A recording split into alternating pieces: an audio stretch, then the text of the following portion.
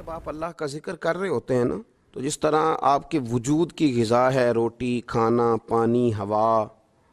صحت، سانس، یہ آپ کے وجود کو زندہ رکھتی ہے، تو ایک روح کی غذا ہے۔ روح کی غذا ہے رب کریم کا ذکر، اللہ کی یاد۔ ہمارے ہاں زیادہ تر یہ ہوتا ہے کہ اللہ کا ذکر تو کیا جاتا ہے تو اس طرح کیا جاتا ہے جیسے طوطے نے کوئی لفظ رٹ لیے ہیں تو اب وہ بیان کر رہا ہے نا۔ ہمارے صوفیاء نے، بزرگوں نے لکھا ہے کہ وہ جو کہا گیا کہ الا بذکر اللہ تطمئن القلوب، یاد رکھو اللہ کے ذکر میں دلوں کا چین ہے، تو بعض لوگ کہتے ہیں میں تو بڑی تسبیح پڑھتا ہوں پھر بھی بے سکون رہتا ہوں۔ تو اس کا جواب وہ یہ دیتے ہیں کہ چونکہ انہوں نے اللہ کا ذکر کیا تو صحیح، لیکن اس طرح کرتے رہے جیسا طوطا رٹ کے کر رہا تھا۔ اگر غور کرتے اس بات پر، توجہ دیتے اس بات پر، اگر ان کا یہ ایک ذہن بن جاتا کہ میں بھلا کیا کہہ رہا ہوں، جب ان کی زبان سے نکلتا سبحان اللہ، تو پھر غور کرتے کہ میں نے یہ کہا ہے کہ اللہ پاک ہے، اللہ پاک۔ اب یہ چیز جب ان کے ذہن کے اندر، ان کے دماغ سے، ان کی روح سے ٹکرائے گی، تو جب انہوں نے کہا کہ میرا رب پاک ہے، سبحان اللہ عما یشرکون، تو پاک ہے ان چیزوں سے جن سے لوگ اس کے ساتھ شرک کرتے ہیں، تو اب جب کہا کہ وہ پاک ہے اور اس نے جو چیز بنائی ہے وہ حسین و جمیل ہی بنائی ہے، ہر عیب سے پاک ہے وہ، اس نے ہر چیز بہترین نقش و نگار کے ساتھ بنائی ہے، تو بتائیے کہ جب یہ سبحان اللہ کا معنی اور اس کا مفہوم سمجھ کر اللہ کا یہ ذکر کیا گیا، اب اس طرح نہیں ہو گیا کہ جیسے پورے وجود کے اندر خوشبو بکھر گئی ہو، اب یوں نہیں محسوس ہو گیا کہ جیسے بالکل ساری طبیعت ٹھنڈی اور پھولوں کی طرح ہو گئی، اب ایسے نہیں محسوس ہو گیا کہ جیسے اللہ نے کوئی قوت، طاقت اور روحانیت عطا کر دی۔ اور پھر جب کسی شخص نے کہا کہ الحمدللہ، تمام تعریفیں اللہ کے لیے، تو اب آپ اندازہ فرما لینا کہ وہ کتنا عظیم اور کتنا بڑا مالک ہے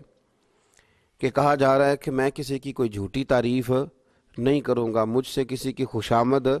نہیں ہوتی، اور کوئی کتنا بھی اونچا چلا جائے یہ ساری تعریفیں کمزور ہیں، حدود والی ہیں، ایک رب ہے الحمدللہ جس کے لیے تمام تعریفیں، تمام تعریفیں اسی رب کے لیے۔ اور جب کہا اللہ اکبر،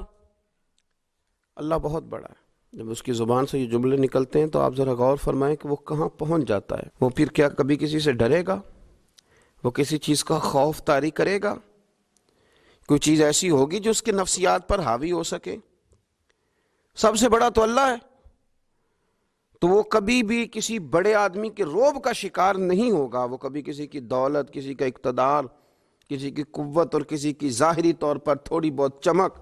اسے خیرہ نہیں کر سکے گی، اس لیے کہ وہ جانتا ہے کہ اکبر صرف اللہ ہی ہے۔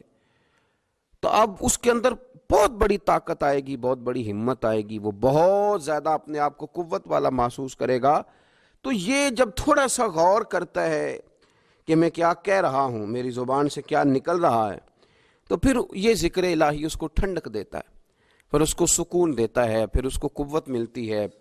اس لیے میرے نبی پاک صلی اللہ علیہ وسلم نے فرمایا مثل الذی یذکر ربہ والذی لا یذکر مثل الحی والمیت، او کما قال صلی اللہ علیہ وسلم۔ یہ بخاری مسلم کی حدیث ہے۔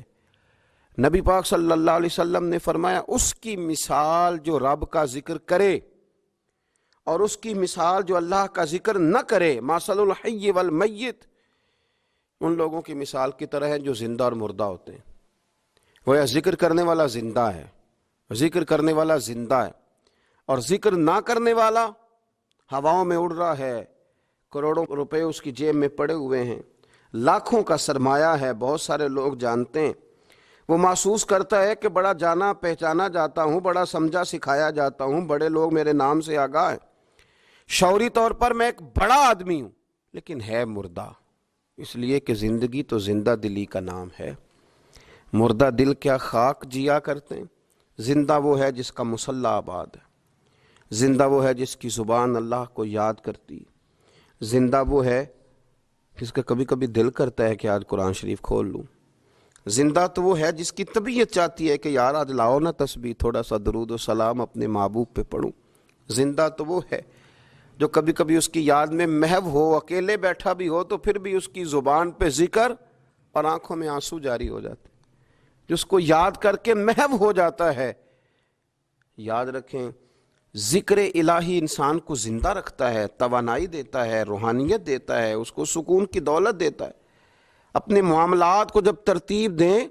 تو اذکار کی پابندی کریں.